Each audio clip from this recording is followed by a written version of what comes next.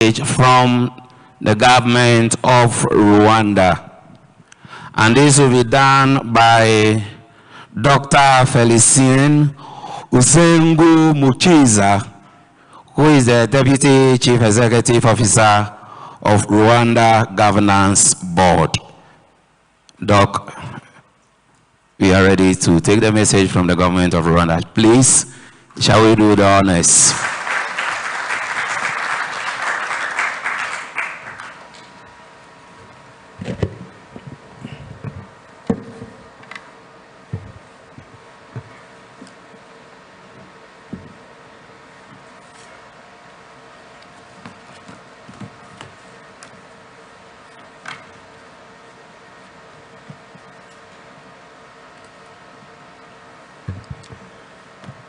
Your Eminence Antoine Cardinal Kambanda, Archbishop of Archdiocese of Kigali and President of Episcopal Conference of Rwanda.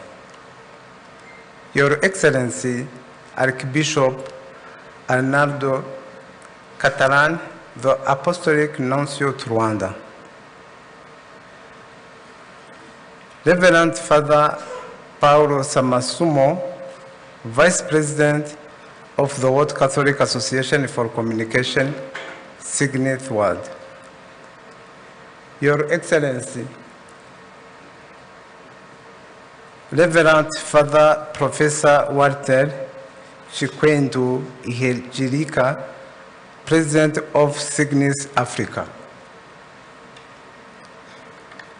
Estimate communicators of Signis World, estimate church leaders, distinguished ladies and gentlemen, all protocol observed. It is a profound privilege to stand before you today in Kigali to address the World Congress of World Catholic Association for Communication on behalf of Government of Rwanda. For the first time in the history of Signis, this global congress has come to the African continent.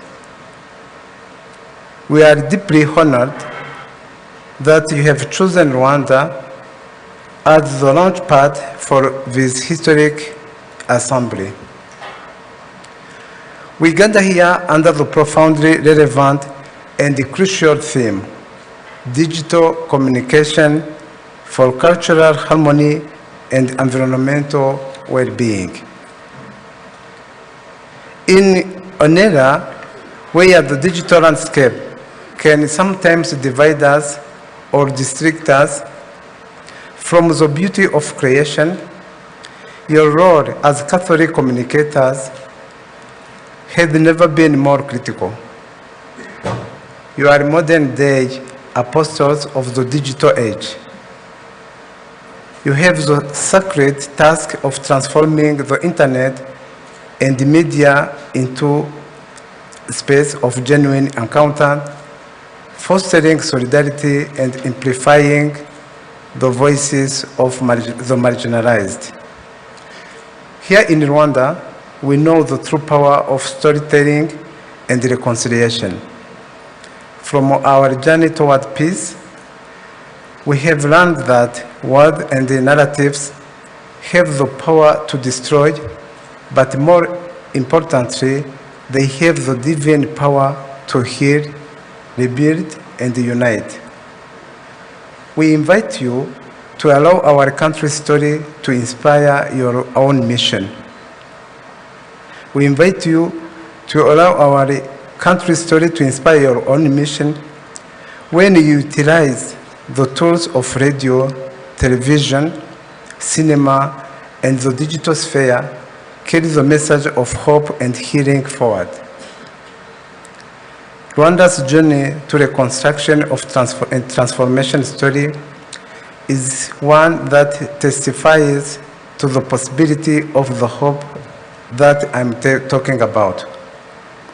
In 1994, following the genocide against against Tutsi, the country stood at the edge of total collapse, socially, morally, institutionally and economically. Hate speech played a vital role in this tragedy. Our people bore deep wounds, communities were fragmented, and institutions had been dismantled. Yet, through visionary leadership, collective resilience, and contribution of faith-based organizations, Rwanda embarked on one of the most remarkable reconstruction efforts in recent history. We chose 3 major governance orientations: unity, accountability, and thinking big. Our country appreciates that Catholic Church and the other faith communities became part of the journey and played crucial roles in many spheres of life, including in healing and reconciliation by offering spiritual, psychosocial, and community support, restoring social fabric to nurture trust and unity, providing service especially in education, health, women empowerment, and community development, as well as promoting values of accountability, peace, and dignity. Today, Rwanda stands as testimony to what can be achieved when a nation combines strong governance with ethical leadership, citizen engagement, and the moral influence of faith institutions. Distinguished participants, this Congress comes at the pivotal moment, closely following the recent plenary assembly of the Association of Member Episcopal Conference in Eastern Africa. At the end of this plenary assembly, the bishops have made it clear that the church must accompany young people, build bridge of the justice, and champion the care of our common home. You, the communicators, are the bridge builders. You hold the megaphone that can translate these pastoral priorities into messages that resonate across the globe. I challenge you over the coming days of dialogue and networking to boldly reimagine the future of Catholic media. As you deliberate, remember that digital world is mission field. It is a place where we are called to defend the dignity of every human person and to protect the environment that sustains us.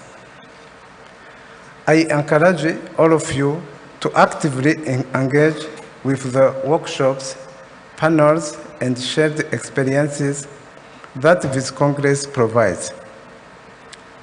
Take this opportunity to forge a new partnership, learn from one another's diverse cultures, and leave Kigali equipped with actionable, faith-driven strategies to shape the future of global communication. As we embrace the vast potential of the digital frontier, we must confront a sobering truth: technology is never neutral. It reflects the value of those who create it and the intention of those who deploy it. Today, we stand at a crossroads dominated by rapid advancements in artificial intelligence, algorithmic personalizations, and a relentless 24-hour news cycle. While these tools offer unprecedented reach, they also present profound ethical challenges.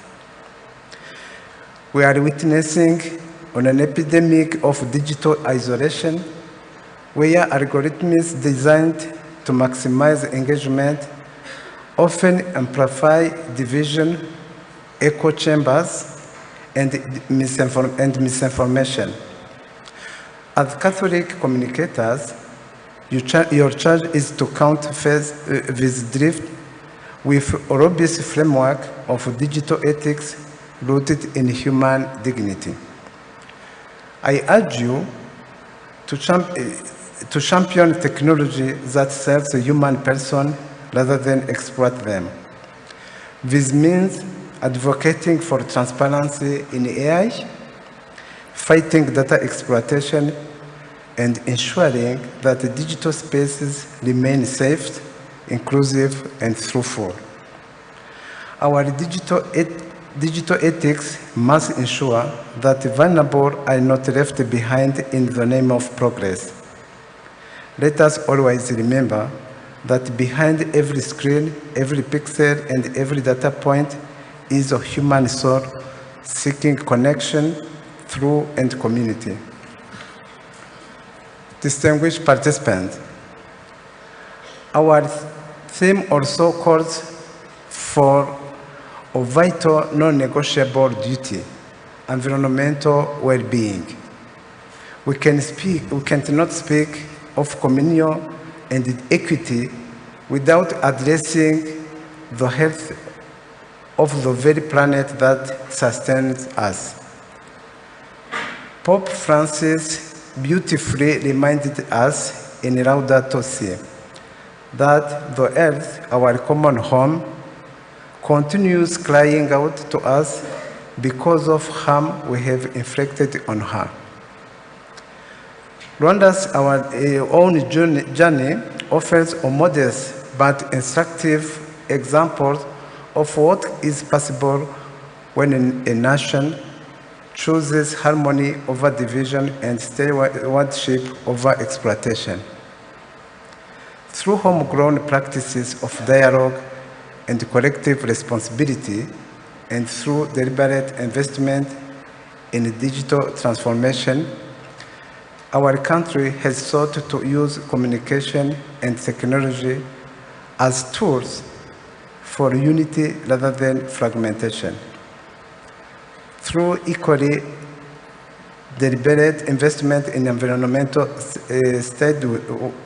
stewardship, from our restrictions on single-use plastics to our nation conservation efforts, we have sought to treat the well-being of our environment as inseparable from the well-being of our people. These are the very values your theme calls the world to embrace: cultural harmony and environmental well-being, advanced responsible digital communication. Distinguished participants, Rwanda Governance Board is mandated, among others, to promote good governance and to coordinate the work of non-governmental and faith-based organizations, as well as development partners, media development partners represented in this room today. We understand, perhaps better than most, that governance in this century is inseparable from communication. How citizens are informed, how communities are brought together across lines of language, culture, and belief, and how truth is shared responsibly in the digital space. These are governance questions as much as they are communication questions. Your work as communicators of faith and conscience places you, therefore, among your closest partners in building societies that are informed, cohesive, and resilient. As media professionals, you possess a powerful megaphone. I challenge you to use your platforms to foster an ecological conversion globally. Use the power of film, radio, journalism, and digital media to uncover environmental injustices, to highlight sustainable indigenous practices, and to amplify the urgent crisis of the earth and the poor who suffer most from its degradation. Let your storytelling inspire a global consciousness that treats the environment not as a resource to be plundered, but as sacred garden to be protected for generations to come. The government of Rwanda recognizes faith-based organizations as key partners in nation building. Through a supportive governance framework overseen by Government of Rwanda Governance Board, we work hand in hand with faith-based organizations to promote good governance and accountable leadership, both institutions and across society. 2, to promote social transformation in line with national priorities, including Vision 2050, the second generation of national strategy for transformation, and community-based development program. 3, to promote ethical and value-based education, shaping citizens who are responsible, compassionate, and peace-oriented. And finally, to promote inclusive service delivery, especially vulnerable communities, aligning with our long-term commitment to equity and social justice. Distinguished guests, religious preaching plays a vital role in nurturing spiritual growth and community cohesion across diverse faith traditions. However, in a pluralistic society like Rwanda, deeply committed to unity, social cohesion, and resilience, and national building, it is essential that the religious message contribute positively to social harmony and reflect the core values that define Rwandan identity.